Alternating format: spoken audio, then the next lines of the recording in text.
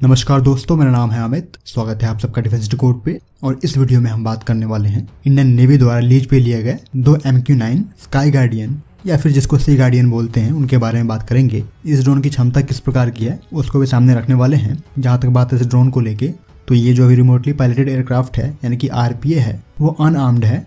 Development की बात करते हो तो ये आपके MQ-9B जो प्रेडेटर हैं उसके बेसिक फंक्शन रखते हैं, जबकि एक स्टेप आगे हैं जो भी आपके रिपर हैं उनसे।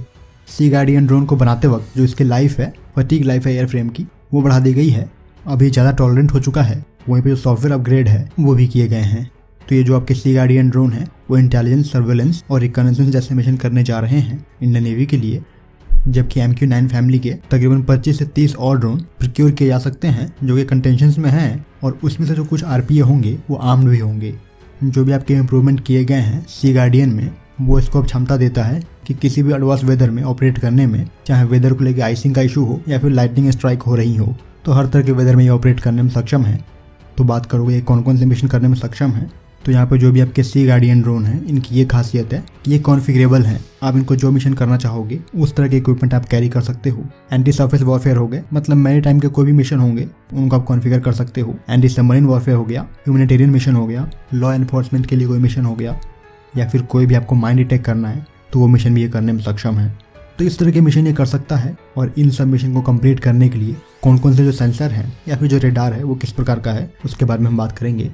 सबसे पहले हम बात करेंगे रेडार की। तो यहाँ पे दिया गया है लिंक्स मल्टीमोड रेडार, जो कि ऑपरेट करता है KU बैंड में, सक्षम है मैपिंग करने में, ग्राउंड मैपिंग, और एक हाई रेजोल्यूशन में जो पिक्चर है वो आपको दे सकता है। ये रेडार की रेंज तकरीबन 80 किलोमीटर के अराउंड है, मतलब 80 किलोमीटर में जो इमेज है वो आपको हाई रेजोल्यूशन में देने में सक्षम है।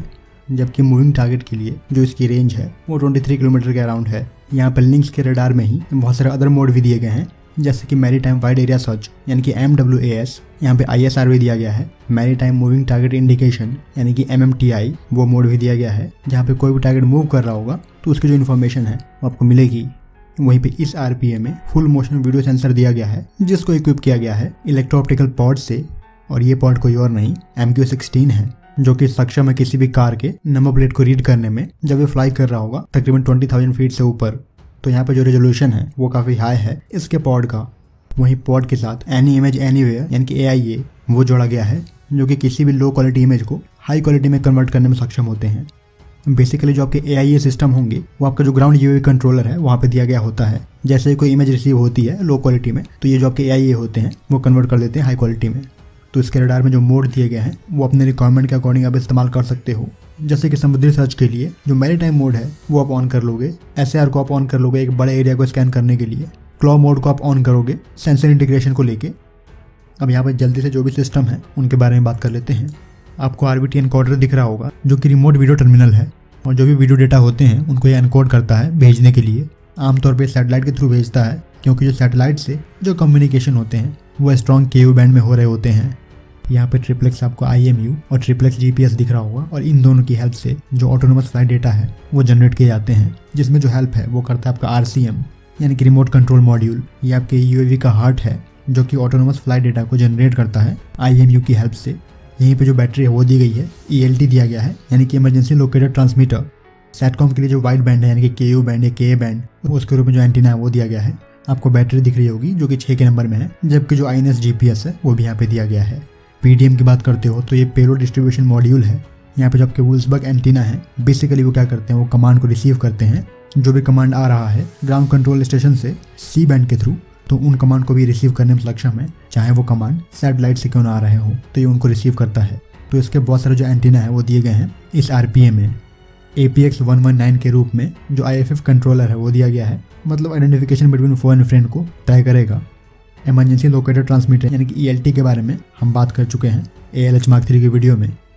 वहीं पे ARC210 दिया गया है, जो कि इरिडियम मॉडम है, और ये जो मॉडम है इस्तेमाल करता है VHF और UHF के एंटीना का, जो कि आपको हेल्प करेगा जो भी आपके ATC हैं उनको कनेक्ट करने में RPA के ग्राउंड कंट्रोलर को। मतलब आपके UAV को कहीं और लैंड करना हो गया तो वहाँ का जो भी ATC है उससे आपको एक कनेक्ट कर देगा ये जो मॉडम है। यहीं पे जो इरिडियम डेटा लिंक है वो दिया गया है, जो कि L बैंड में काम करता है। तो ये बेसिकली जो डेटा लिंक है वो बेस्ड है कमर्शियल इरिडियम लो अर्थ ऑर्बिट सैटेलाइट पे, जो कि एक नेटवर्क है और ये नेटवर्क बेसिकली पूरे अर्थ पे जो एल-बैंड वॉइस और डेटा कवरेज है, चाहे वो फ़ोन को लेके हो, पेजर को लेके हो या ट्रांस रिसीवर को लेके हो, तो इन सभी डेटा को ये पूरे अर्थ पे कवर करता है उनको भेजने और रिसीव करने में। तो इन्हें आप बोल देते हो इरिडियम सैटेलाइट कॉन्स्टलेशन। तो ये पूरे अर्थ को कवर करते हैं और इसी के लिए जो रिसीवर है वो यहाँ पे दिया गया है। अब बात करते हो कम्युनिकेशन की, मतलब जो टेली कम्युनिकेशन होगा या फिर जो कमांड होगी वो कैसे दी जाएगी। तो इस तरह का जो कुछ सेटअप है वो आपको देखने को मिलेगा, जहाँ पे ज़्यादातर जो कम्युनिकेशन है वो डुअल रिडंडेंट है। फुल डुप्लेक्स चैनल का इस्तेमाल करने जा रहे हैं। यहाँ पर डुअल रिडंडेंट होने की वजह से अगर एक जो चैनल है वो बंद भी पड़ जाता है तो भी जो कमांड है वो दी जा सकेगी, और दूसरी तरफ से जो भी आपके सिस्टम की हेल्थ है उसकी जो इन्फॉर्मेशन है वो ली जा सकेगी, या फिर जो भी वीडियो या फिर फोटो देख रहा है वो रिसीव की जा सकेगी। तो ऐसे जो कुछ कमांड है वो दिए और लिए जा सकेंगे। वहीं पे कुछ एक लिमिटेड रेंज के लिए सी बैंड का इस्तेमाल करके जो वीडियो टेलीमेट्री है वो आप डाउनलोड या फिर अपलोड कर पाओगे एक लिमिटेड रेंज तक, क्योंकि जब तक वो आपके लाइन ऑफ साइट में है तभी आप सी बैंड में कर पाओगे। जैसे ही वो आपके LOS से बाहर जाता है तो जो सैटेलाइट कम्युनिकेशन है वो आपको करना पड़ेगा। तो इसको लेकर जो रिक्वायरमेंट है वो ज़्यादा आपको पड़ने वाली है, क्योंकि इंडियन नेवी एक बड़े रेंज को कवर करना चाहती है और इस तरह का जो कवरेज है वो जो भी आपके PATI के ऑपरेशन है उनको थोड़ा आराम देगा। वो यहाँ पे जो भी आपके सी गार्डियन ड्रोन है इनके विंग्स पे जो सोनोबायो है वो आप माउंट करके कहीं सी में लॉन्च कर सकते हो और जो भी वो गैदर कर रहा होगा उसको सुन सकते हो। तो ये चीज़ भी की जा सकती है अगर आप इसको कॉन्फ़िगर करोगे एंटी सबमरीन वॉरफेयर के लिए। तो यहाँ पे लाइटनिंग प्रोटेक्शन है, ऑटोमेटिक टेक ऑफ और लैंडिंग कर सकता है, जबकि यहाँ पे एलिंट और कॉमिट के लिए जो सेंसर वो दोनों दिए गए हैं। वहीं पे जो ESM है यानी कि इलेक्ट्रॉनिक सपोर्ट मेजर वो भी दिया गया है। तो इसमें से कुछ चीज़ें ऑप्शनल हैं, अगर आप उन्हें कैरी करना चाहोगे तो आप कैरी कर सकते हो या फिर ड्रॉप भी कर सकते हो। तो कुछ इस प्रकार का ये सिस्टम है जिसको 2 के नंबर में लीज पे लिया गया है इंडियन नेवी के द्वारा। फिलहाल इस वीडियो में इतना ही। जय हिंद।